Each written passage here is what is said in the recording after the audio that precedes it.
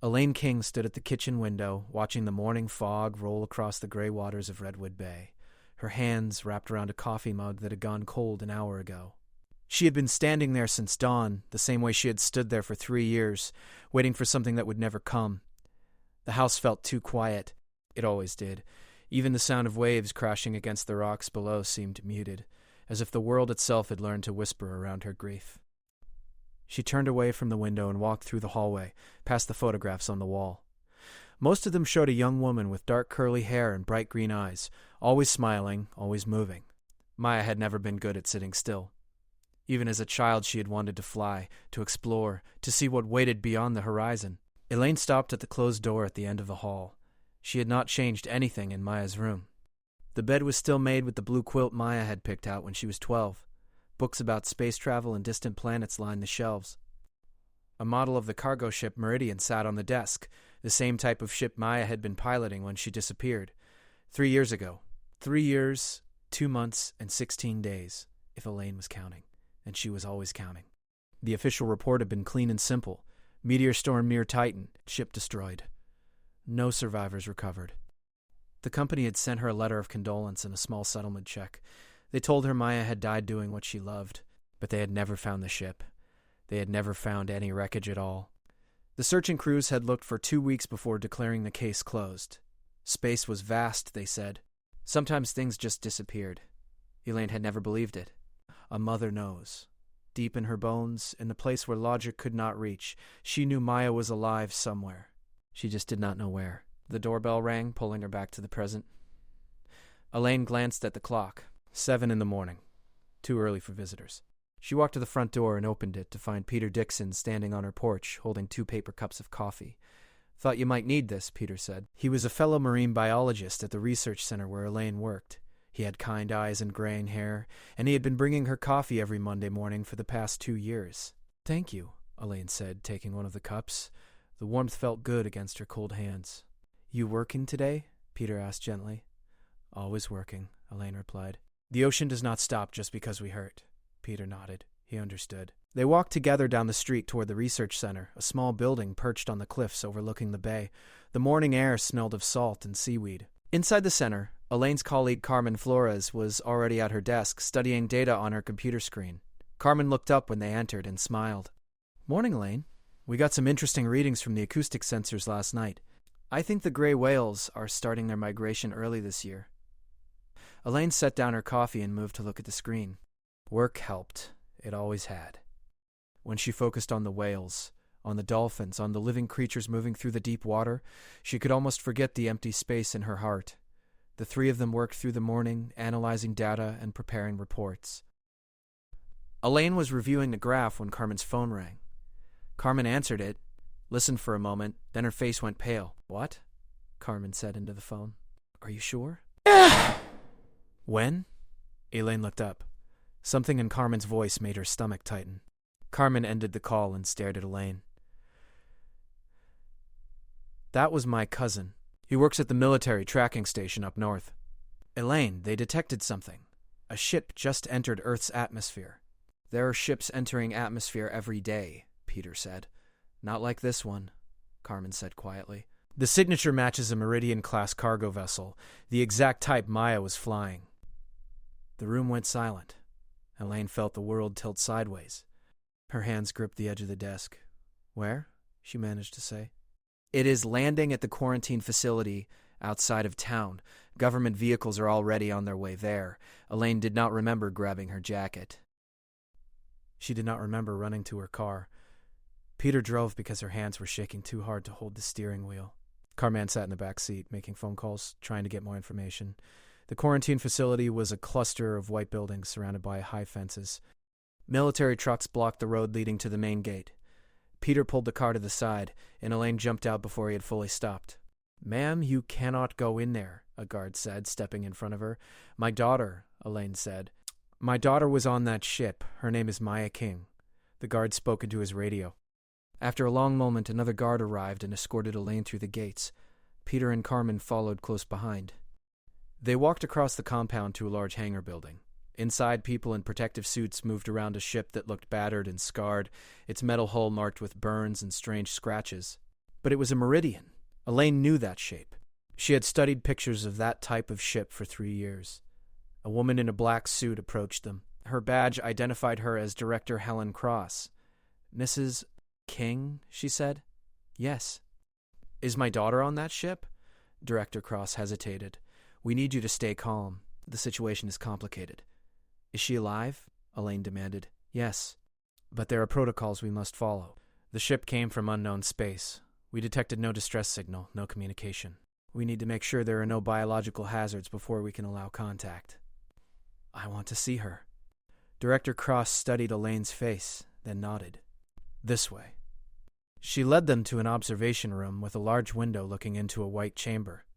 On the far side of the chamber, an airlock door was beginning to open. Elaine pressed her hands against the glass. Her heart pounded so hard she thought it might break through her chest. The airlock door slid fully open. A figure stepped through, moving slowly, cautiously. She was thinner than Elaine remembered, her hair longer and tied back. She wore clothes that looked patched and worn, but the face was unmistakable. Maya. Elaine's daughter. Alive. Tears poured down Elaine's face. She tried to speak, but no words came out. Maya looked around the chamber, squinting in the bright lights. Then her eyes found the observation window. She saw Elaine standing there. Maya smiled. That same smile Elaine had seen in 1,000 memories. She raised her hand and pressed it against the glass from her side. Elaine pressed her hand against the glass from hers. Then Maya looked back toward the airlock and reached out her hand. Another figure emerged from the shadows. Small, perhaps 4 feet tall, covered in fine scales that shimmered blue and silver in the light. Large eyes, bright and golden, blinked in the harsh lighting. The creature had small wings folded against its back and a long tail that swayed nervously. It was a child, not human, but definitely a child. The child took Maya's hand and pressed close against her leg, frightened by the new surroundings. Maya knelt down and spoke softly, though Elaine could not hear the words through the glass. The child nodded and held tighter to Maya's hand. Maya looked back at the window at her mother and mouthed 3 words. "This is Kess." Elaine could not take her eyes off the small creature holding her daughter's hand. The child looked up at Maya with complete trust, those golden eyes reflecting a bond that Elaine recognized immediately. It was the same way Maya had looked at her when she was young and frightened of thunderstorms. Director Cross spoke into a microphone on the control panel. Her voice echoed into the chamber below. "Maya King, can you hear me?" Maya nodded and pointed to her ear, then made a gesture asking for communication equipment. A guard in a protective suit entered the chamber carrying a small device. He placed it on a table near Maya and quickly retreated. Maya picked it up and clipped it to her collar. When she spoke, her voice came through speakers in the observation room. "Mom?" Maya's voice cracked. "Mom, is that really you?" Elaine grabbed the microphone from Director Cross. "Yes, baby, yes, it's me. I'm here. I thought I would never see you again," Maya said. Tears ran down her face. "I tried so hard to get home." "You're home now," Elaine said. "That's all that matters." The small creature tugged on Maya's sleeve and spoke in a language that sounded like wind chimes mixed with soft growls. Maya knelt down and responded in the same language, her words careful and practiced. The child seemed to relax slightly. "Mom, this is Kess," Maya said, switching back to English. "Kess, that's my mother. Remember I told you about her?" Kess looked at Elaine through the glass and made a small chirping sound. Then the child spoke in halting English. "Mother of Maya?" Elaine's heart squeezed. "Yes, sweetheart. I'm Maya's mother." Director Cross took the microphone back. "Miss King, we need to understand the situation. Where have you been for 3 years? What is this child? Why did you bring it to Earth?" Maya's expression hardened. "Her, not it. Her name is Kess, and she is a person." "We meant no disrespect," Director Cross said, though her tone remained cold. "But we need answers." Maya took a breath and nodded. "My ship was caught in some kind of spatial tear near Titan. I don't understand the science. One moment I was on my normal route, the next moment everything twisted and I was somewhere else. Somewhere far away." "Where?" Director Cross asked. "I crashed on a planet called Velkara. That's what the people there call it. The Velkarians are the species that Kess belongs to. Back, they found me after the crash. They saved my life." Peter leaned closer to the glass, studying Kess with fascination. "They look like dragons," he whispered, "like the dragons from old stories." He was right. Kess had that same reptilian grace, those same powerful features, though in miniature. Even as a child there was something ancient and strong about her. The Valkyrians healed me, Maya continued. But their world is very different from ours. They have strict rules about everything. Who can speak to who can enter which places. Everything is about hierarchy and bloodlines. Carmen spoke up. How did you survive there for 3 years? I learned their ways. I had to. They gave me a small shelter on the outskirts of their main city. I helped with simple work, fixing things, carrying supplies. They treated me fairly, but I was always an outsider. I spent every spare moment trying to repair my ship, trying to find a way home. Maya's hand tightened on Kess's shoulder.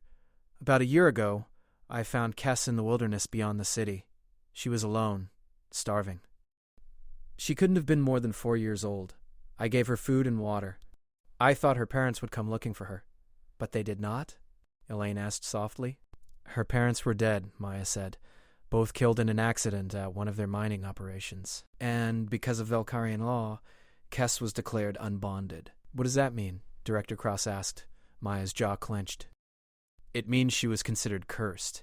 Valkyrian children are supposed to bond with their parents through a sacred ceremony within the first year of life. Kess's parents died before they could complete it, so the Valkyrian Council declared that Kess had no place in their society. That's barbaric, Carmen said. Their laws are thousands of years old, Maya said. They don't change easily. The Council's decision was final. Kess was taken to the wilderness and left there, alone. They call it the trial of survival. If the child lives through it, then supposedly the ancestors have blessed them. But most children don't survive. Elaine felt sick. They left a baby to die? I couldn't let that happen, Maya said. I broke their laws. I went back to where they had left her. I took food and blankets. I hid her in a cave system I had discovered. For weeks I kept her alive in secret. Kess chirped softly and pressed closer to Maya. Even without understanding all the words, the child clearly remembered.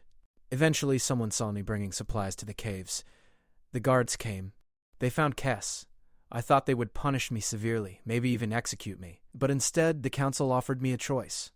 What choice? Peter asked. They have an ancient tradition called the guardianship trial. Any adult can attempt to bond with an unbonded child, but they must prove themselves worthy. The trial involves carrying the child through the magnetic storms to the sacred peak of their highest mountain. Most who attempt it die. The storms can tear metal apart. Director Cross leaned forward. Took that risk? I had already bonded with her, Maya said simply. She was mine, and I was hers. The trial was just making it official. We made it to the peak. Barely. I still have scars from where the magnetic forces burned through my protective gear, but we survived. Maya smiled down at Kess. The council recognized the bond. They gave me back my ship, fully repaired with supplies. They were honestly relieved to have the problem solved. An alien taking care of an unbonded child meant they didn't have to think about their own laws anymore. So you came home, Elaine said. It took me 6 months to plot a safe course back. The Valkyrians gave me star charts, but their navigation systems are different from ours. Every jump was a risk, but I promised Kess I would take her somewhere safe, somewhere she would be loved. Director Cross set down the microphone and turned to Elaine.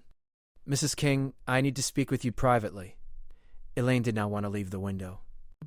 She did not want to stop looking at her daughter, but she followed Director Cross into the hallway. Peter and Carmen stayed behind, continuing to watch Maya and Kess through the glass. In the hallway, Director Cross's expression was grave. Mrs. King, you need to understand the situation. Your daughter has brought an unknown alien child to Earth. We have no framework for this. No laws that cover cross-species guardianship.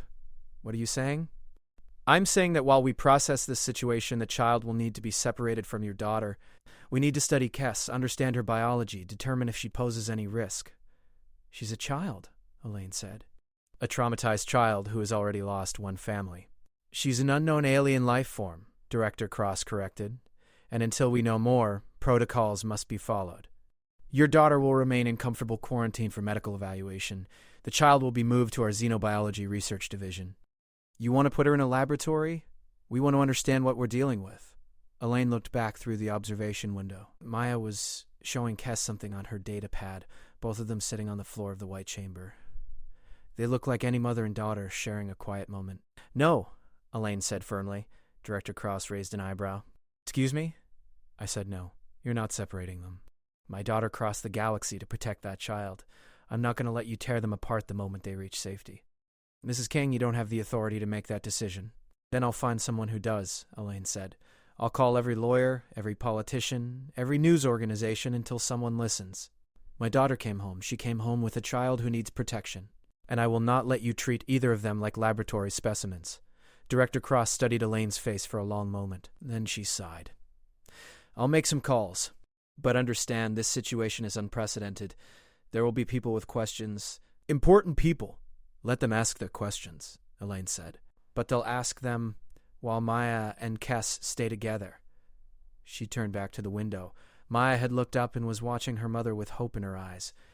Elaine pressed her hand against the glass again. This time Kes pressed her small hand against the glass too, right next to Maya's. 3 hands. 3 generations. 3 species, if you counted them all. Family, Elaine thought. That's what this is. And no protocol in the world was going to break it apart. The quarantine lasted 4 days. 4 days of medical tests, questions, and endless bureaucratic discussions. Elaine stayed at the facility the entire time, sleeping in a chair in the observation room, refusing to leave while Maya and Kes remained behind the glass. Peter brought her meals. Carmen brought her fresh clothes. Together they helped Elaine fight a battle she was determined to win. On the 3rd day, a lawyer arrived. His name was Vincent Hayes, a thin man with sharp eyes and a briefcase full of legal documents. He had heard about the case from Carmen's cousin and had driven 6 hours to offer his services. I specialize in unprecedented cases, Vincent said, sitting next to Elaine in the observation room. And this is definitely unprecedented. Can you help them? Elaine asked. I can try. The problem is that Earth law has nothing about alien guardianship. There are laws about refugees, about visitors, about diplomacy, but nothing about a human becoming a parent to an alien child. Then we write new law, Elaine said. Vincent smiled. I like your thinking, but it's not that simple. Director Cross has contacted the World Council. They're sending representatives to evaluate the situation. And there's another problem. What problem? The Valkyrian government made official contact with Earth yesterday. They sent a diplomatic message through our deep space network. They know Maya brought Kes here.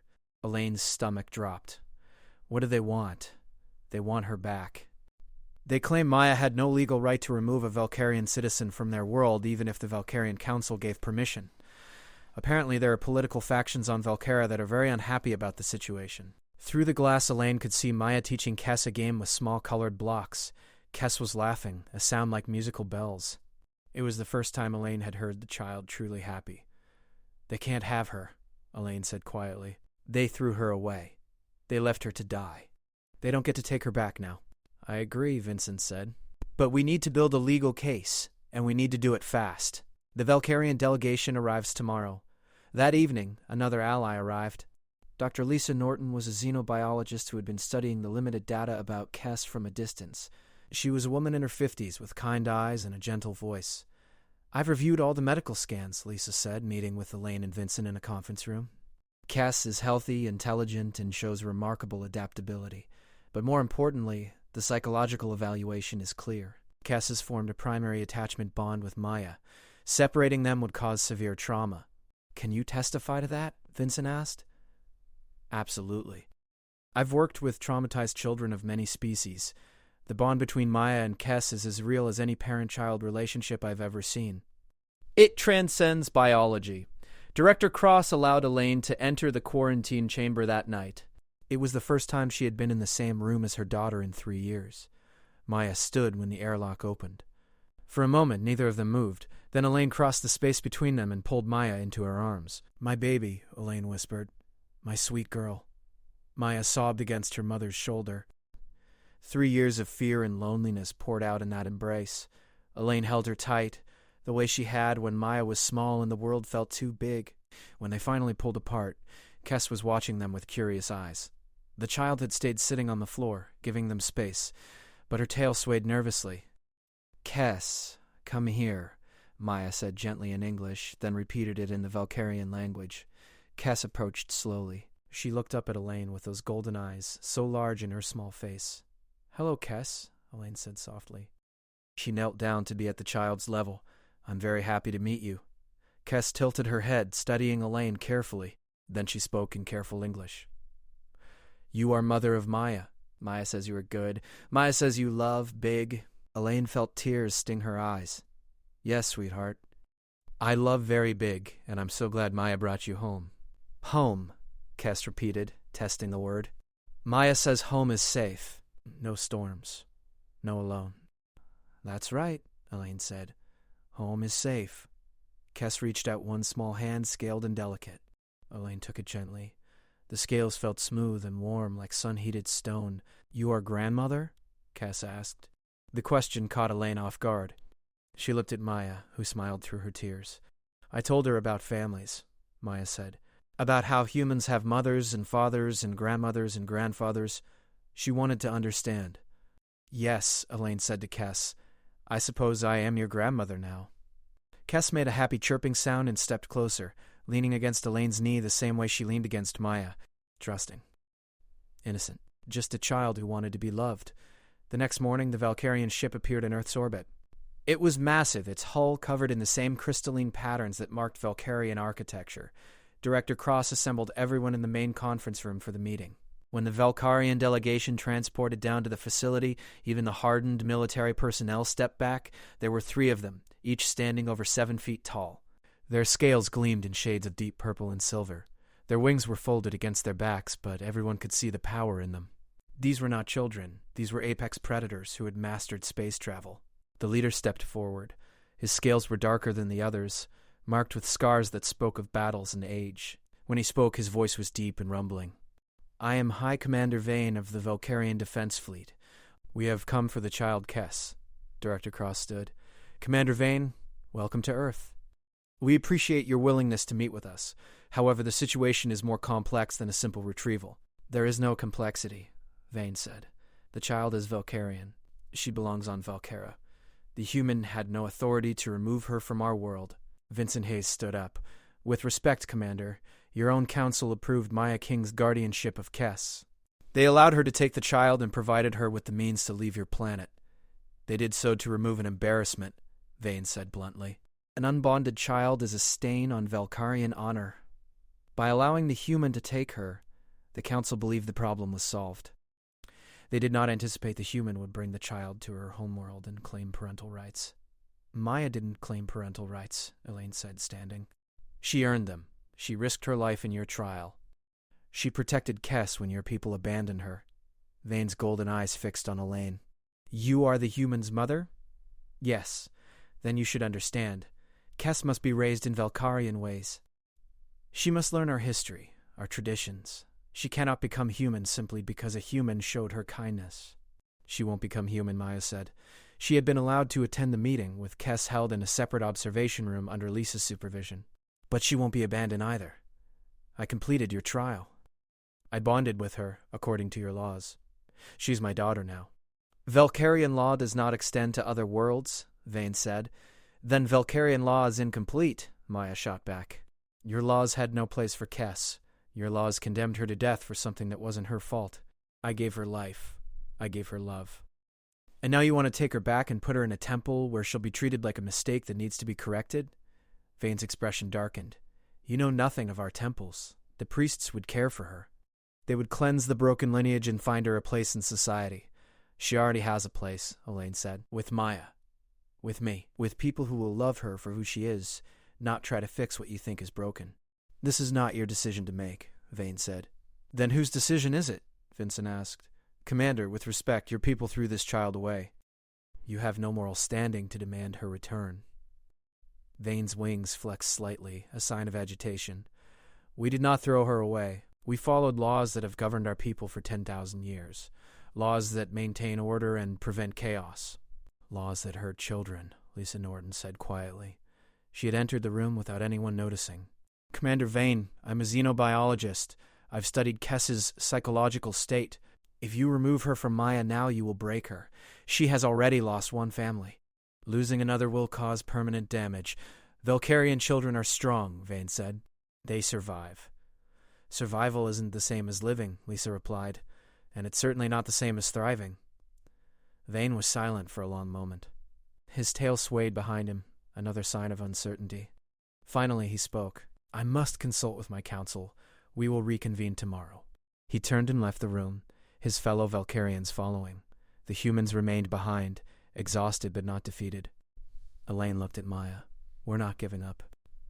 I know, Mom, Maya said. Neither am I. That night, Elaine requested a private meeting with Vane. To everyone's surprise, he agreed. They met in a small room with only a translator present. Elaine looked at the massive Valkyrian commander and decided to speak from the heart. Do you have children, Commander? Vane's expression shifted slightly. I had a son. He died in a colony war 20 years ago. I'm sorry, Elaine said, and she meant it. Then you understand what it's like to lose a child. I do. I lost my daughter for 3 years. Every single day, I woke up with a hole in my chest where she used to be, and now she's back. She came back to me with a child who needs protection, a child she loves. Commander Vane, if you could have saved your son by breaking every law in your society, would you have done it? Vane said nothing, but his eyes held a deep pain that matched Elaine's own. Maya broke your laws to save Kes, Elaine continued. Not because she wanted to cause problems, but because leaving a child to die was something she couldn't accept. Isn't that the kind of strength your people value?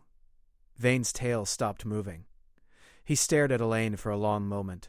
Then he spoke in a voice barely above a whisper. Perhaps. The morning after her conversation with Vane, Elaine woke early in the small room the facility had given her. She had barely slept, her mind replaying every word of their exchange. The pain in Vane's eyes when he spoke of his lost son had been real. She hoped it was enough. She walked to the observation room where Maya and Kes were having breakfast. Through the glass, she watched her daughter cutting food into small pieces for Kes, showing her how to use a fork. Kes was trying hard, concentrating with her tongue stuck out slightly, the way young children did when learning something new. Peter arrived with coffee and sat beside Elaine. Any word from the Valkyrians? Not yet, Elaine said. They're supposed to give their answer today. Carmen joined them an hour later with news. The World Council has been meeting all night. They want to observe today's proceedings. This is becoming a major diplomatic situation. Vincent Hayes arrived with his briefcase and a tired expression. I've prepared arguments for every scenario I can think of. But honestly, this all comes down to what Vane decides. If the Valkyrians insist on taking Kes back, Earth government might not fight them. We don't want to start an interstellar conflict over one child. She's not just one child, Elaine said firmly. She's family. At noon, Director Cross summoned everyone to the main conference hall. The room was larger this time, with video screens showing World Council representatives from across the globe. Media had been kept out, but Elaine knew this meeting would shape humanity's relationship with the Valkyrians for generations. Vane entered with his delegation. He looked tired, as if he had not slept either. He took his position at the center of the room and waited while everyone else found their seats. Maya was allowed to attend, but Kes had to remain in a separate room with Lisa Norton. Elaine knew her daughter was struggling with being apart from the child even for a few hours. Director Cross spoke first. Commander Vane, have you reached a decision regarding the child, Kes? Vane was quiet for a moment. Then he began to speak, his deep voice filling the room. I have spent the night in consultation with the Valkyrian High Council. It was the longest debate session in recent memory. Our council members are divided. Some believe we must uphold our laws without exception. Others believe we must adapt to new circumstances. He paused, his golden eyes scanning the room before settling on Maya. Maya King, you have disrupted thousands of years of Valkyrian tradition. You have challenged our understanding of family, of belonging, of what it means to be Valkyrian. Many of my people are angry. They see you as an outsider who interfered with matters that were not your concern. Maya stood. I couldn't watch a child die. Would you have preferred that I did? No, Vane said quietly. I would not have. And that is the heart of our dilemma. You did what our laws prevented us from doing. You saved a life that our traditions had condemned. He turned to face the assembled humans and the video screens showing the World Council. There is an ancient Valkyrian law that has not been invoked in 3,000 years. It is called Keshvara, which translates roughly to the right of the proven guardian. In the old times, when my people were scattered across multiple worlds, orphan children could be claimed by any warrior who completed the bonding trial, regardless of clan or bloodline. Vincent Hayes leaned forward, suddenly interested. This law still exists? It was never revoked, Vane said. It simply became unnecessary as our people unified under a single government. But the law remains in our oldest texts, carved into the foundation stones of our first temples. What are you saying? Maya asked, her voice shaking. I am saying that you completed the bonding trial. You carried Kes through the magnetic storms to the sacred peak. You proved yourself, according to our oldest traditions. Under the law of Keshvara, You have earned the right to be recognized as Kess's guardian." The room erupted in surprised murmurs. Elaine gripped the armrest of her chair, afraid to hope, but Vane raised his hand for silence. "However, there are conditions. Kess is still Valkyrian. She must not lose her heritage. She must learn our language, our history, our ways. When she is old enough, she must visit Valkara and understand where she comes from. She must know both worlds, not just yours." Maya nodded immediately. "I agree. I want Kess to know her heritage. I want her to be proud of being Valkyrian. I'll teach her everything I learned on your world, and when she's ready, we'll visit Valkara together. There is more," Vane continued. "The Valkyrian government will send a cultural liaison to Earth. This person will help teach Kess about our people and will report on her well-being. We must know that she is being raised with honor." "That's acceptable," Director Cross said, looking at Maya, who nodded in agreement. Vane turned to his fellow Valkyrians, speaking to them in their own language. The conversation was brief but seemed intense. Finally, they nodded their agreement. Vane faced Maya again and dropped to one knee, bringing himself closer to her eye level. He spoke in formal Valkyrian, his voice resonating with ceremony and weight. Then he translated. "By the ancient law of Keshvara, by the right of the proven guardian, by the witness of storms and the strength of devotion, I recognize you, Maya King of Earth, as the bonded guardian of Kess. She is no longer unbonded. She is Kess of the line of Maya King, recognized by Valkara and witnessed by the stars." Tears ran down Maya's face. "Thank you," she whispered. Vane stood. "Do not thank me. You earned this through courage and love. Those are qualities any Valkyrian would respect." Director Cross cleared her throat. "So it's settled? Maya King has legal guardianship of Kesseria, recognized by both Earth and Valkara?" "It is settled," Vane confirmed. "Though I expect Earth's legal system will need to create formal documentation, we Valkyrians will provide whatever verification you require." Vincent Hayes was already typing on his tablet. "I'll draft the necessary papers today. This will set precedent for future cases of cross-species guardianship." One of the World Council representatives spoke through the video screen. "Commander Vane, Earth appreciates your willingness to find a peaceful solution. We hope this is the beginning of a strong relationship between our peoples." Vane inclined his head. "As do we. The galaxy is vast, but it grows smaller when different species learn to understand each other. Perhaps Kess will be the bridge between our worlds." "Can I see her now?" Maya asked. "Can I tell her?" Director Cross smiled, the first genuine smile Elaine had seen from her. "The quarantine is lifted. You and Kess are free to leave the facility whenever you're ready." Maya ran from the room. Elaine followed, her heart pounding. They rushed down the corridor to where Lisa Norton was waiting with Kess in a small playroom. When the door opened, Kess looked up from the puzzle she was working on. Her golden eyes widened when she saw Maya. "Maya!" Kess jumped up and ran across the room, launching herself into Maya's arms. Maya caught her and spun her around, both of them laughing and crying at the same time. "We can go home," Maya said in English, then repeated it in Valkyrian. "We can really go home." "Home?" Kess asked, her small hands gripping Maya's shoulders. "Safe home? Forever home?" "Forever home," Maya confirmed. "You and me. Together." Kess looked over Maya's shoulder at Elaine. "And grandmother?" Elaine moved closer, placing her hand on Kess's back. "Yes, sweetheart, and grandmother. We're family now." Kess made that happy chirping sound again, then wrapped one arm around Maya's neck and reached the other out to Elaine. Elaine stepped into the embrace, holding both her daughter and her granddaughter close. Lisa Norton wiped tears from her own eyes.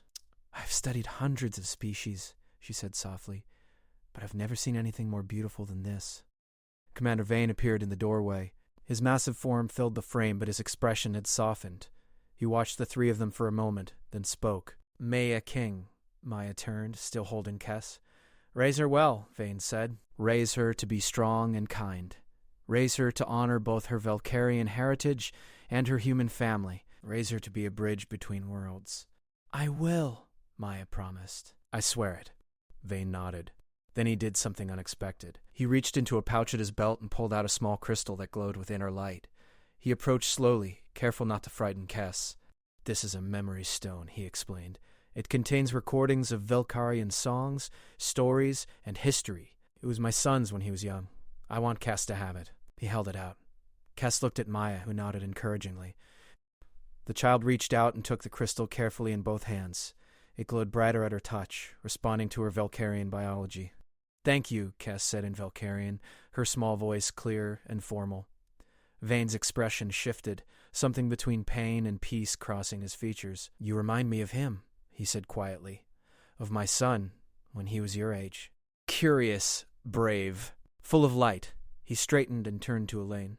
"You asked me if I would break every law to save my son. I could not.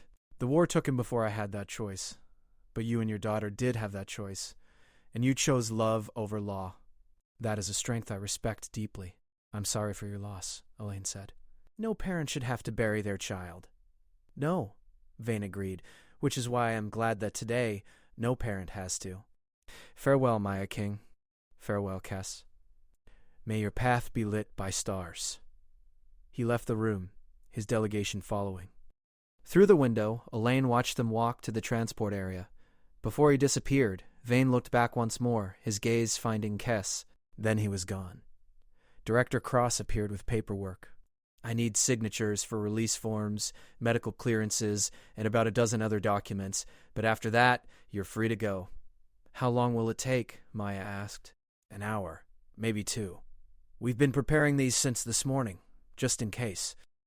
Vincent Hayes joined them with his own stack of papers. "I've drafted the guardianship documents. Maya, you'll be Kes's legal guardian under Earth law. Elaine, I've also prepared paperwork making you a legal co-guardian, if you both agree." "Yes," both women said at the same time. Vincent smiled. "Then let's make it official." While the adults handled paperwork, Peter and Carmen took Kes to a nearby window that looked out over the ocean. They showed her the waves, the seabirds, the vast expanse of blue water stretching to the horizon. "This is Earth," Carmen said. "This is your home now." Kes pressed her small hands against the glass, her golden eyes wide with wonder. "So much water. Maya told me about oceans, but I did not know they were so big." "They're full of life," Peter said. "Fish, whales, dolphins, creatures of all kinds. When you're settled, maybe we can take you to see them up close." "I would like that," Kes said. Then she turned and looked back at Maya, making sure her guardian was still there. Maya waved from across the room, and Kes visibly relaxed. "She checks for Maya every few minutes," Lisa Norton observed quietly to Elaine. "That's normal for a child who's experienced abandonment. With time and security, she'll relax. But right now, she needs constant reassurance." "She'll have it," Elaine said.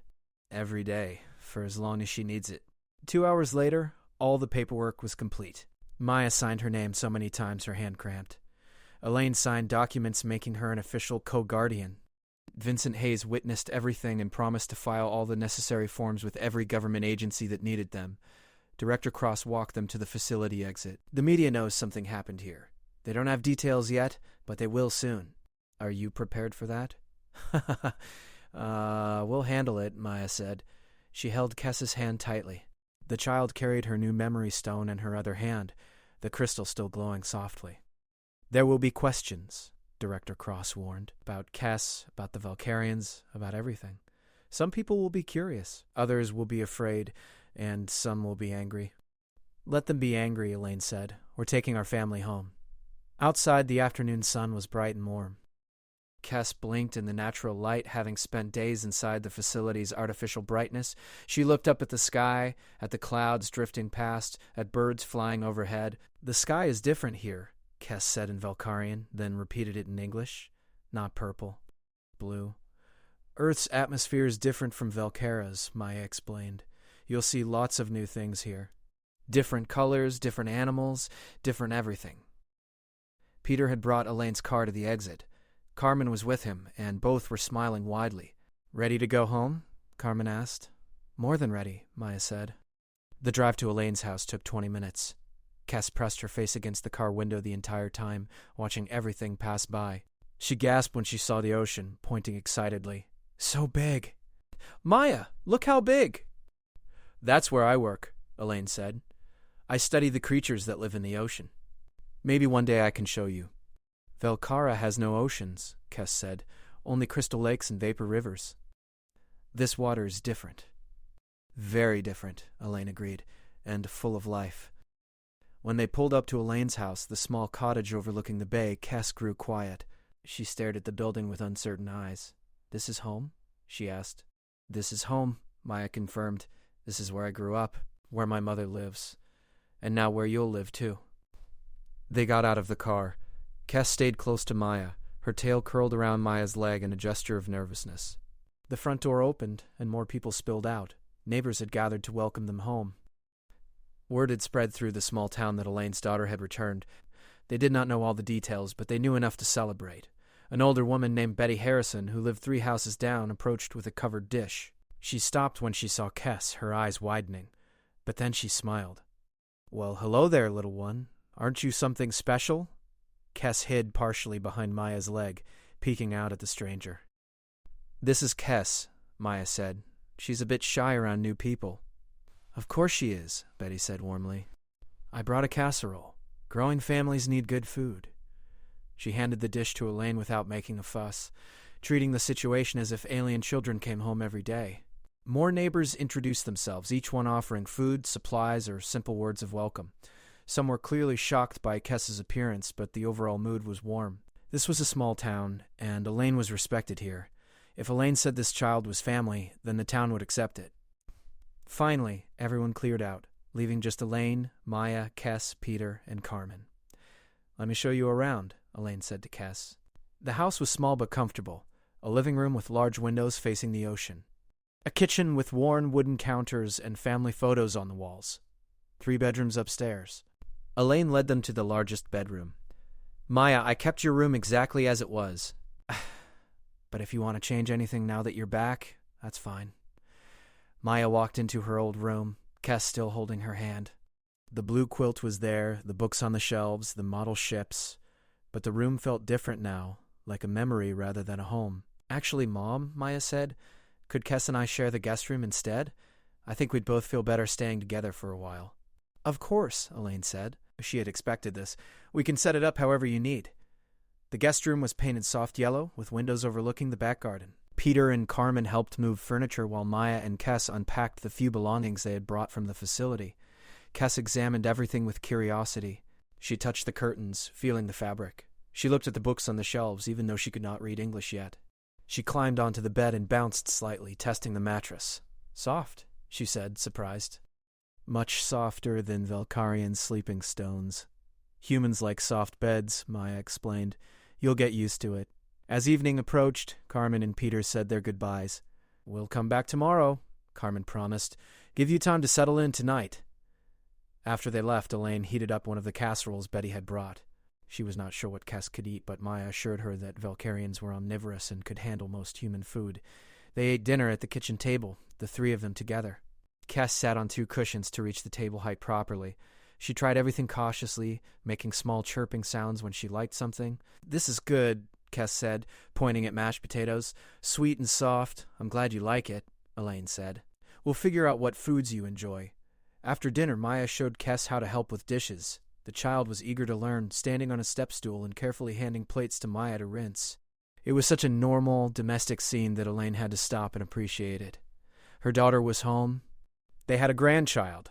Life had returned to this quiet house. As darkness fell, Kes grew tired. Her movements became slower. Her chirping sounds softer. Maya noticed immediately. "Bath time, then bed," Maya announced. This proved to be an adventure. Kes had never seen a bathtub before. On Valkara, they cleaned with vapor sprays and sonic vibrations. The concept of sitting in warm water confused her at first. "It won't hurt," Maya promised, testing the water temperature. "See, I'll put my hand in. It's nice and warm." Kes touched the water carefully with one claw-tipped finger. Her eyes widened. "Warm water? For sitting in?" "For getting clean," Maya said.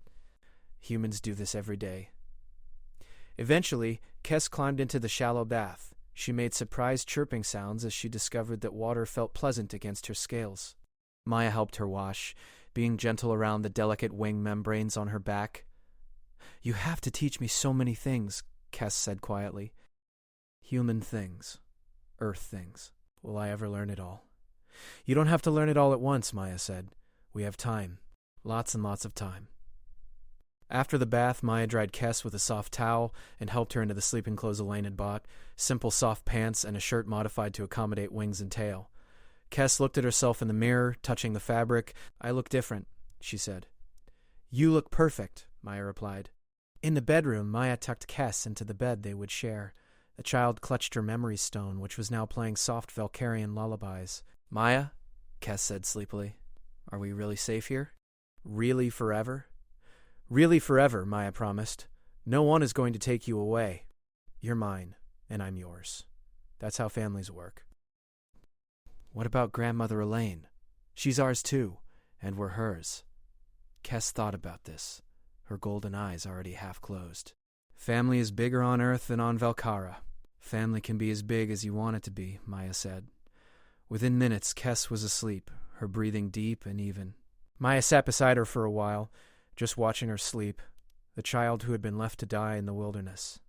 The child who had survived, the child who was now hers. There was a soft knock on the door. Elaine peeked in. "Is she asleep?" "Out like a light," Maya whispered. They stepped into the hallway, leaving the door cracked open so they could hear if Kess woke. "Thank you, Mom," Maya said, "for fighting for us, for believing in us." "You're my daughter," Elaine said simply, "and Kess is my granddaughter. That's all that matters." They went downstairs to the living room. Through the large windows, they could see the ocean reflecting moonlight. They sat together on the couch, mother and daughter, the way they used to before Maya left for the stars. "What happens now?" Elaine asked. "Now we live," Maya said. "We build a life here. I'll teach Kess about Earth. She'll teach us about Valkara. We'll figure it out as we go. The Valkarians are sending a liaison. Director Cross said someone will arrive in a few weeks." "I know. I want Kess to stay connected to her heritage. I want her to be proud of being Valkarian." Elaine squeezed her daughter's hand. "You're going to be a wonderful mother."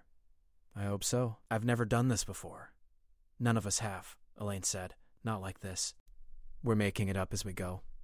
They sat in comfortable silence for a while, listening to the waves crash against the rocks below. Somewhere upstairs, Kess made a small chirping sound in her sleep, then settled again. "She has nightmares sometimes," Maya said quietly, "about being alone in the wilderness, about the storms, but they're getting less frequent." "She's safe now," Elaine said. "She'll heal."